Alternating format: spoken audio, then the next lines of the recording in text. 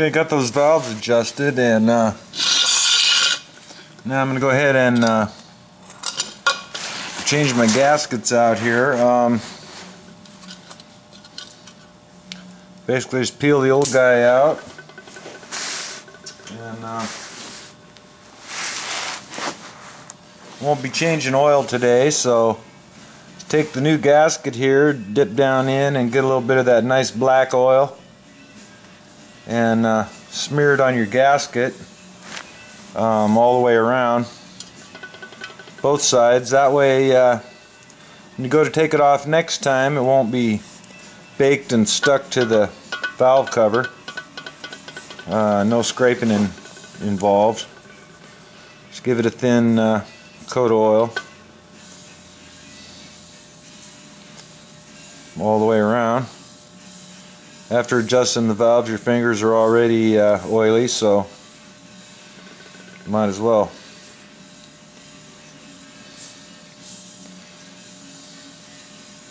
There's one. A little bit of go juice on both sides there. Poke it on in there and let her sit for a minute while I do the other side. If you store these gaskets reasonably flat, they tend not to get too bent out of shape. If you get them kind of wadded up in this and that, they're kind of ugly, and takes a little bit of doing to get them to stay in the valve cover while you're trying to put it back. Go ahead and do this other one here real quick.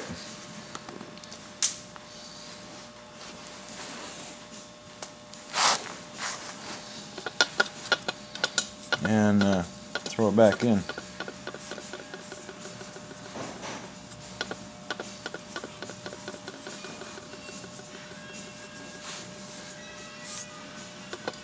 The old Maynard's just basic transportation. Good old car. And it's had many engines in it over the years, and I don't know, probably 3 or 4 different transmissions. A lot of miles and a lot of abuse.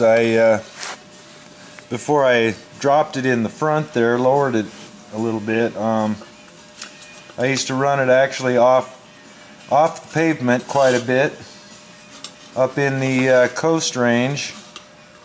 In between here and the coast, there's a lot of logging roads and I don't know, dirt bike trails and this and that. And poor old Maynard used to get out and about on those quite a bit. Hit the pavement one time after being out there and heard a grinding noise coming from the right rear, and pulled the drum off there right on the road, and the brake shoes had lost all their little spring keepers and pins. Springs were all twisted up inside there, and the pins that the springs used to be on were just plain gone. Anyway, that's what baling wire's for. I just wired the brake shoes to the backing plate and it got me home. Another time I had to get my boots out and go back into the mud hole and pick up the muffler that got torn off when I dragged it, and ran home with an open header. A little bit loud, but we didn't get pulled over, so that was alright. Anyway, a lot of abuse, a lot of use, a lot of memories.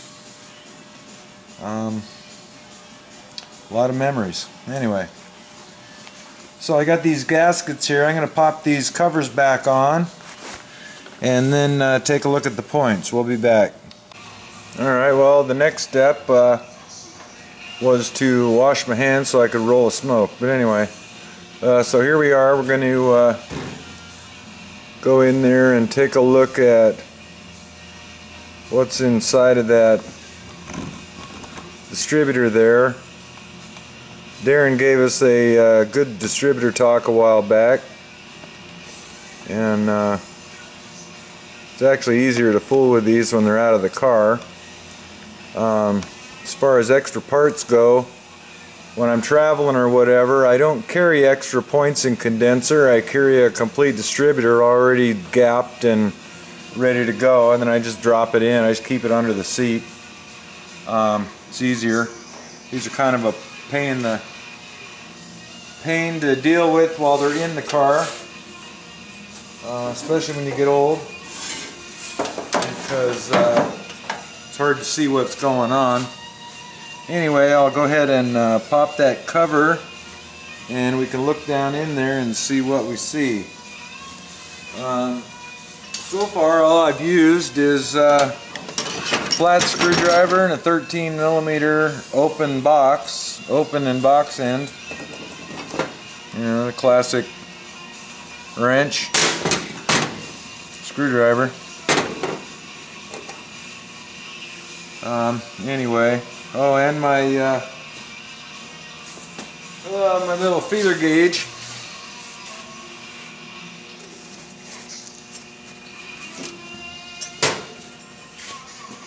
So I'll go ahead and pop that thing there. A couple little clips, one on each side. Pick the cap up out of the way if you can. Looks like I lost a plug wire, oh well. Peel it up out of there. Actually, might as well take a look inside. And the contacts in there are not too bad. I'm going to go ahead and use that cap for a while. This is just a stock motor to run down the road. Nothing special. I don't know if we can see that. Get in the, whoa. It's gonna focus or not? Heck no.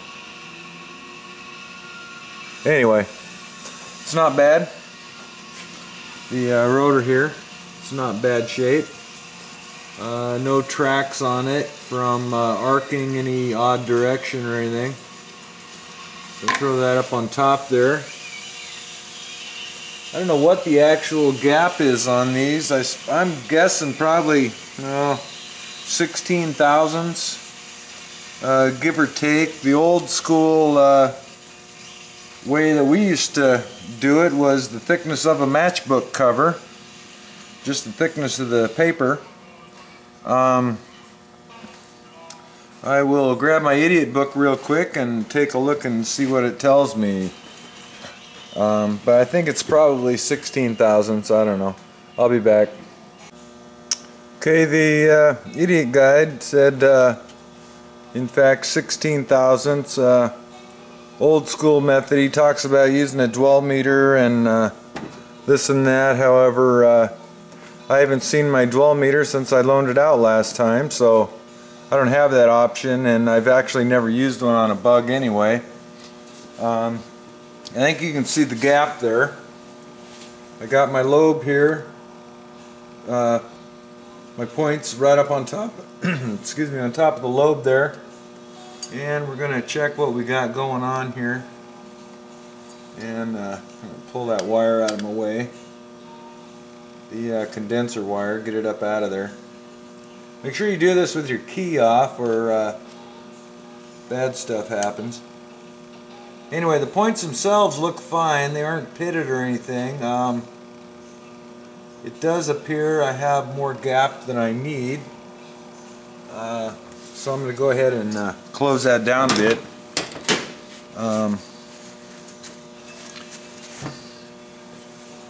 It is a flathead screw in here that holds it. So we'll fight that thing out of the way a little bit. See if it'll hang. And if it doesn't, we'll get some baling wire and tie it out of the way. Anyway, so go ahead and pop that loose. A little bit, just a little bit, and then go ahead and close them down. got a Volkswagen, you're going to end up playing with these a little bit the first few times to figure out how they work. But one thing about Volkswagen, the people's car, and built and designed for people to use, and very simple. It's like driving a go-kart, working on a go-kart. Very, very simple cars to work on, very, very good design. And anyway, that's why I drive them. So there we go, we're going to go ahead and shut that down just a skosh. Maybe. See if I can get that there. And I went the wrong way. There we go.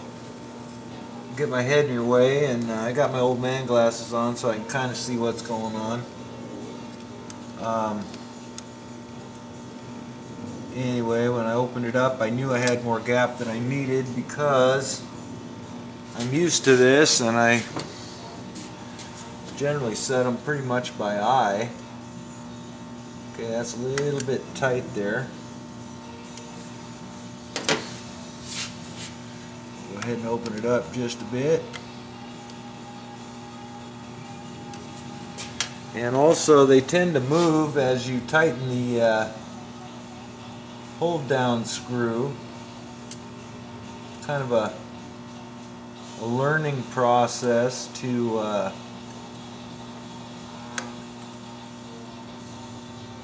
decide. Well, you know, I actually think this might have a little mountain and crater action going on, so I'm going to pull them out of there and take a better look at them. See if I can drop that little bitty screw down in the hole and go fishing later. There we go. Take them out of there and I can look at them a little better.